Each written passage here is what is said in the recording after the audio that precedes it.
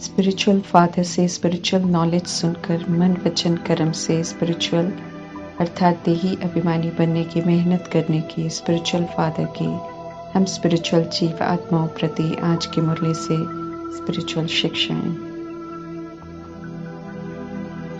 Supreme almighty authority का श्रीमत रूपी हाथ और साथ हम सभी आत्माओं को संगम युग में मिला है, परंतु जब हम इससे विस्मृत हो जाते हैं तो सहज को भी मुश्किल बना देते हैं, चिंतित हो जाते हैं, फिक्रों से घिर जाते हैं। परमात्मा पुनः स्मृति में रहने की श्रेष्ठ मत देते हैं, फिर से याद दिलाते हैं कि उनका हाथ और साथ सदा बच्चों के लिए है। इसलिए स्मृति में रहकर मुश्किल को सहज बनाने वाले बेफिक्र और निश्चिंत बनो। दुनिया में भी बड़ों को या अनुभवी के हाथ में हाथ होता है तो स्थिति बेफिक्र और निश्चिंत हो जाती है।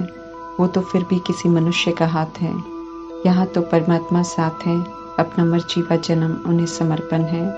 हमें सिर्फ उनकी श्रीमत पर चलना है, फिर तो जिम्मेवारी ही परमात्मा की हो जाती है।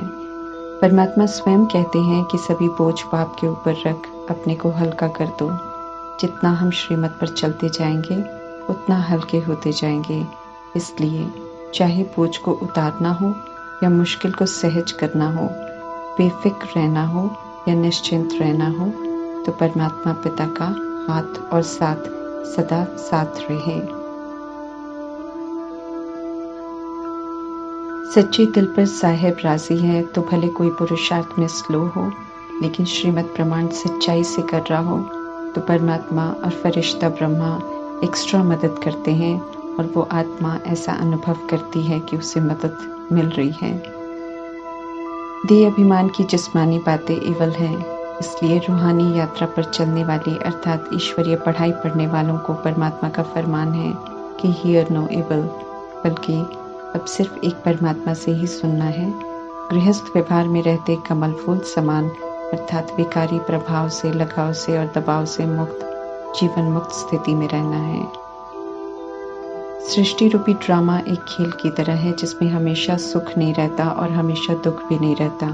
सुख दुख का ये खेल है जो आत्माएं शरीर लेकर खेलती हैं। इसे भक्ति और ज्ञान का खेल भी कहते हैं। इसकी एक्यूरेट समझ अभी परमात्मा से मिलती है। जिसे समझना है तो कभी भी किसी बात में उलझेंगे नहीं। अभी हम समझ गए हैं कि परमात्मा दुख हरता सुख करता है। वे कभी भी किसी को दुख नहीं देते हैं। दुख हम अपने कर्मों के प्रमाण पाते हैं और सुख भी अपने कर्मों प्रमाण पाते हैं। जब हम श्रीमत पर चलते हैं, हम रोज चेक भी कर सकते हैं कि जब हम श्रीमत प्रमाण चलते हैं तो सुख की अनुभूति करते हैं, और जब अपनी मनमत चलाते हैं या परमत पर चलते हैं तो दुख अनुभव करते हैं। कलयुग के अंत में जब हम सभी बहुत दुखी हो जाते हैं तब परमात्मा दुखों से लिबरेट करने आते हैं। उनकी शिक्षाएं दुखों से मुक्त होने के लिए ही है। इसलिए शिक्षाओं को अमल में लाना हम आत्माओं के लिए बहुत जरूरी है। परमात्मा इस समय कोई शास्त्र नहीं सुनाते हैं, बल्कि शास्त्रों का सार सुनाते हैं, समझाते हैं कि काल्पनिक है सब कुछ। आटे में नमक जितना सत्य है, क्योंकि इन्हें लिखने वाले मनुष्य हैं जो जन्म मरण में आते रहते हैं, इसलिए ड्रामा का सत्य नहीं जान पाते। अंत में प्रत्यक्षता के समय सर्वात्माओं को सत्य मालूम चलता है, लेकिन तुरंत विनाश हो जाता है और फिर शास्त्र लिखने वाली आत्माएं 2500 वर्ष से ज्यादा परम धाम में रहते हैं। उसके बाद ड्रामा में आते हैं तो एक्यूरेट याद नहीं रहता, इसलिए यादगार और उनकी कथाएं मिक्स हो जाती हैं। सारा ज्ञान के सागर परमात्मा में ही है और वे ही आकर अंत में हम आत्माओं को बताते हैं। भगवान को सर्वव्यापी कहना, अपवित्र बनना धर्म की अति ग्लानि है, जिससे सब कीर्ति कला में चले जाते हैं। अब सत्य की समझ मिली है तो सत्य को कभी भी सिद्ध नहीं करना है, न शास्त्रों को लेकर कोई वाद विवाद करना है। ये रूहानी पिता का हम आत्माओं को फरमान है। स्पिरिचुअल परमात्मा से स्पिरिचुअल ज्ञान सुनना है, क्योंकि स्पिरिचुअल परमात्मा ही ड्रामा का सत्य जानते हैं। हम भी जब खुद को आत्मा समझ स्पिरिचुअल ज्ञान सुनते हैं तो समझ में आता है।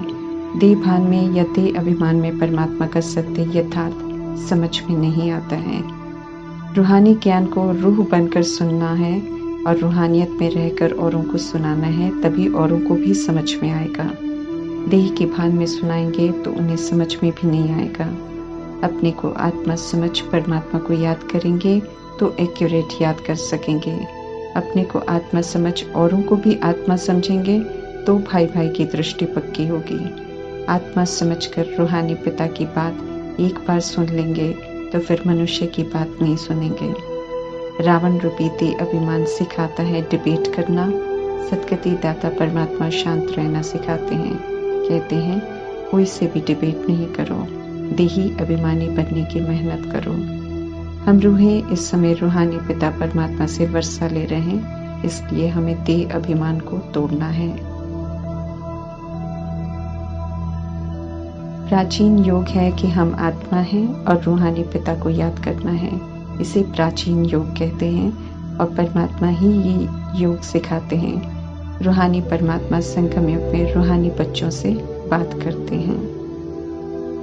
जो आत्माएं इस समय परमात्मा से ज्ञान सुनकर आत्म अभिमानी बनती हैं, विश्व कल्याण में मददगार बनती हैं, उनकी शालिग्राम के रूप में निराकार परमपिता परमात्मा अर्थात शिवलिंग के साथ मंदिरों में पूजा होती है। ऐसी आत्माएं बहुत कम होती हैं। जो सदगति दाता परमात्मा से ज्ञान सुनकर ज्ञान को धारण कर आत्म अभिमानी बन सदगति का अर्थात सुख का वर्षा पाती हैं, वे स्वर्ग में 2500 वर्ष सुख पाती हैं। और जब देह अभिमान में आती हैं, विकारों वश होकर कर्म करती हैं तो दुख पाती हैं। अभी के ज्ञान की प्रारब्ध 2500 वर्ष दिन है और फिर आधा कल्प भक्ति की रात है। क्योंकि परमात्मा को नहीं जानते हैं, इसलिए कईयों की भक्ति करते हुए विकार में भी जाते हैं और देवी देवताओं पर भी विकारों का कलंक लगाते हैं। पत्थर की मूर्तियां बनाकर पूजन भी करते हैं, फिर दंत कथाएं लिखकर जिनकी पूजा करते हैं उनकी ग्लानि भी करते हैं। इसलिए भक्ति से दुख की प्राप्ति होती है, सच्ची सुख शांति नहीं मिलती है। परमात्मा द्वारा स्थापन 2500 वर्षों के राज्य में दुख का नाम निशान नहीं है और रावण राज्य के 2500 वर्षों में फिर सच्ची सुख शांति का नाम निशान नहीं है। परमात्मा अपना परिचय भी खुद देते हैं, जैसे उन्हें याद करना है वो भी खुद ही समझाते हैं। कैसे विक्रम विनाश करने हैं, कैसे वर्षा लेना है, हर बात की समझ स्वयं देते हैं, क्योंकि सिवाय परमात्मा के और कोई भी सही विधि नहीं बता सकते हैं। वैसे भी बच्चों को असली परिचय पिता खुद ही देते हैं। बच्चे कोई भी यथार्थ परिचय नहीं दे सकते हैं। धर्म स्थापक की आत्माएं भी परमात्मा के बच्चे हैं, इसलिए धर्म स्थापन करते हैं, परमात्मा की महिमा भी करते हैं, लेकिन एक्यूरेट परिचय नहीं बता पाते हैं। इसलिए परमात्मा भिन्न भिन्न धर्मों में बंट गए। धर्म स्थापकों की आत्माएं भी पहले जन्म के बाद दूसरा जन्म खुद के लिए शरीर लेकर करते हैं, खुद के लिए शरीर लेते हैं, इसलिए उनकी अवस्था भी बदलती है और वे भी सतों से रजो, रजो से तमो हो जाते हैं। इस समय सभी ट्रॉमा में मौजूद हैं, लेकिन पहचान में नहीं आते, क्योंकि उनका वही रूप नहीं है। रूप बदल गया है, परंतु परमात्मा बताते हैं कि वे सब अपने द्वारा स्थापन धर्म की पालना कर रहे हैं। सिर्फ पहले जन्म की शक्ति नहीं है, इसलिए कुछ विशेषता दिखा नहीं पा रहे हैं। जैसे कृष्ण की आत्मा या देवी देवताओं की आत्माएं इस समय सब साधारण रूप में हैं। देह अभिमान में किए हुए कर्मों के पापों का बोझ लेकर हम सब चल रहे हैं। रहम दिल परमात्मा कहते हैं कि बोझा बहुत ज्यादा है, इसलिए मुझे याद करो तो बोझा उतर जाएगा और पवित्र बन जाएंगे। बहुत सहज विधि है पवित्र बनने की और फिर पवित्र दुनिया का मालिक बनने की।